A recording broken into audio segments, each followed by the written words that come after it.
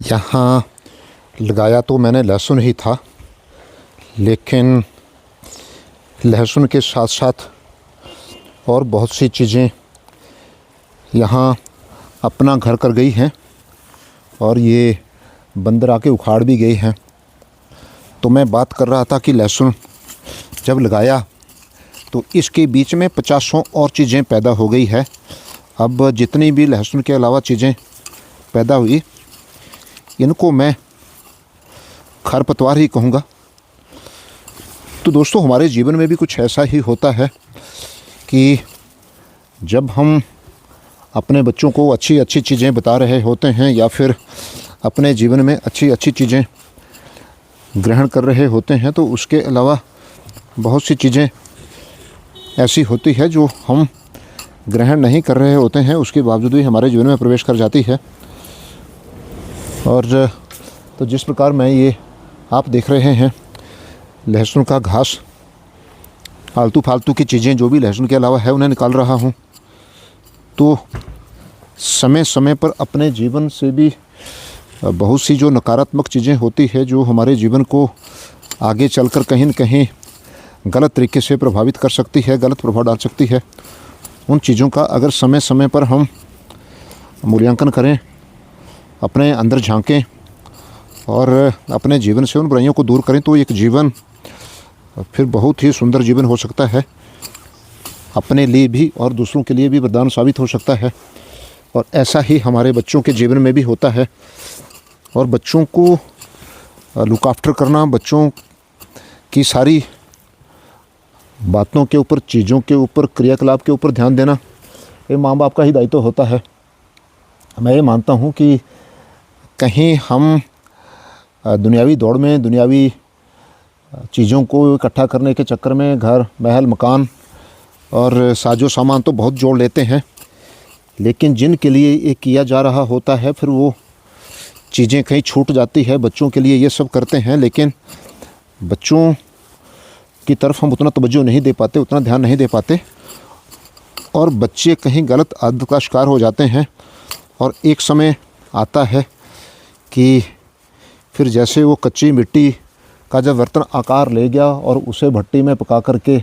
बिल्कुल लाल होकर के वो मार्केट में भी आ गया, तो फिर उसमें बदलाव संभव नहीं है। ऐसा ही हमारे बच्चों के जीवन में होता है।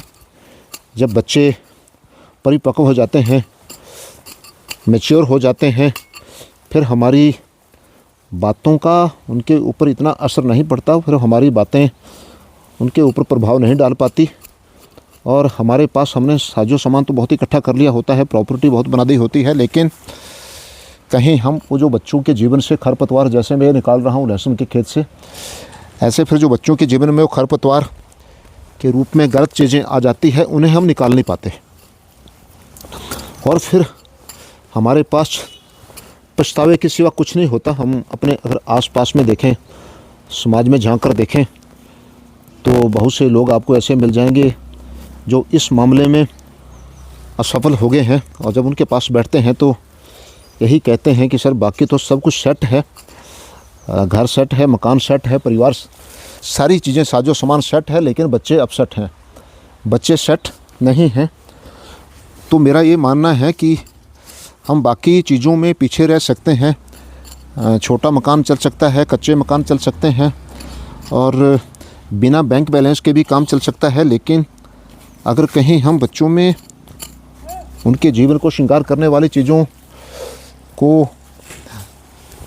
संजोने में या उन्हें देने में असफल हो जाते हैं,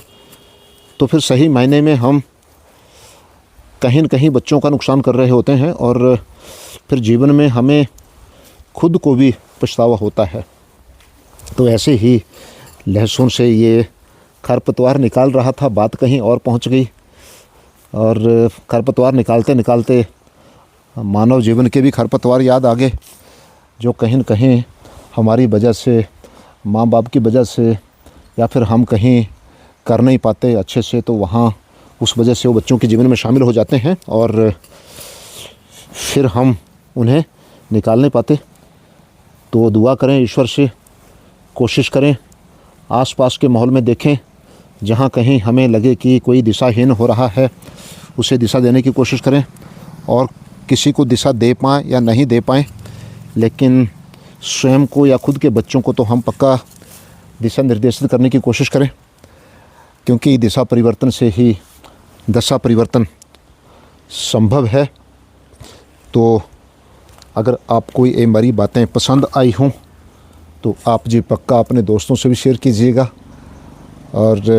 कमेंट में मुझे भी बताइएगा कि हाँ, दरअसल सच में ये बातें